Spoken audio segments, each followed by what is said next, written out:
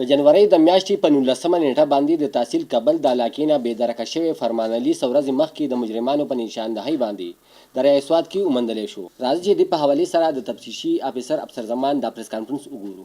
دا موږ سره یو مقدمه درج شوې ده په تانه کابل کې چې علت دی 44 21 مورخه 21 19 جرم 302 34 تانه کابل. د دې لبلوباب صدا سي دی چې په 19 تاریخ باندې د مقتول فرمانعلی روډ برکتعلی دا غیب شو. دی برکتعلی په 20 تاریخ په چوکۍ دیولۍ کې د خپل رور او د ډینې د غیبې کېدو راپورټ وکړ.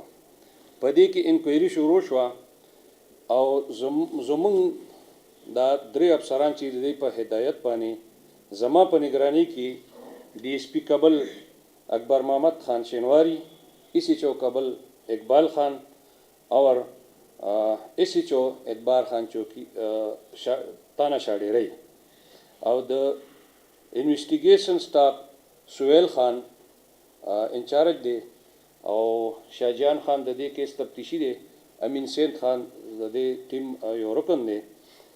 زمونږ په مشترکه کاروایی باندې چې کوم دنو کوششونو سره په ټیکنیکل طریقه باندې موږ د ملزم رحماني ګل ته ورسېدو. دا ملزم رحماني ګل چې موږ کله انټروګیټ کړ نو د وقوه تسلیم کړه. وکیل یې داسې رخ ورکو چې را د مقتول فرمانعلی چې دی د زما خور سره ناجایز تعلقات او د ما په دې وجه باندې قتل کړی دی او په ګلجبه د ریاض سوات کې ګلجبې سره نږدې د ریاض سوات کې پروت دی.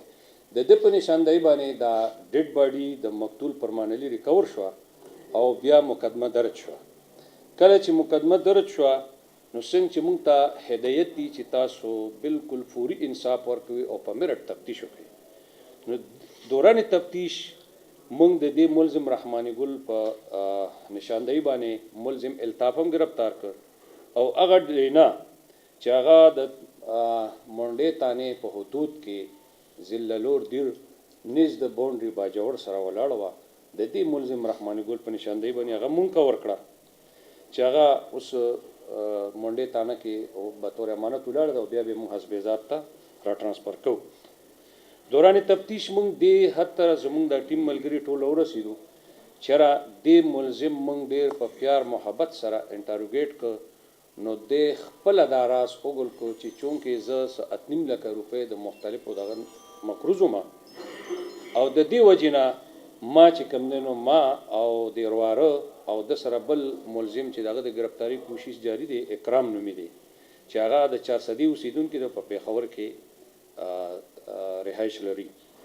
دغه گرفتاری کوشش جاری دی. دوی چې دا موږ په یو سوچ سمجه منصوبه باندې دا سړی راوغوښته مقتول فرمانعلی او په دغه ځای کې په ګټو باندې وجلو او یو کړه واغې تم وګرځولو او ډینا چې دینو فرمان بساته خود خپل د ګاډي نمبر پلیټ ورته ولګو او دغه ځای ته د خرڅ په دغه باندې بوتله چې هغه موږ نن سبا ریکور کړه.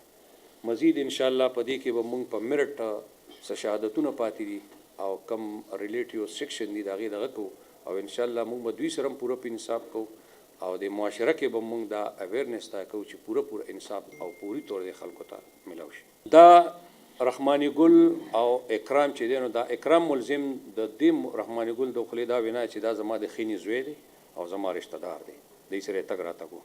بالکل دې کې دا خزینه پښتنه کړی دا هغه یو ایجنټ خزه ده او هغه په دې خبره باندې ډیر افسوس کوي چې د روز بیجا بدنامه کړم او زه د دې قسم دغه نیم دغه ظلمي بچی دي. اکرام نوید لپاره خو موږ په الحال زمونږ ټیم تلو یو پیرا موږ چاپه والی ده او هغه لپاره موږ حکمت عملی مرتب کړی ده د پېښور پولیس نه او خپل دغه نه 400 سره ان شاء الله چې دا به زر تر زر گرفتار شي.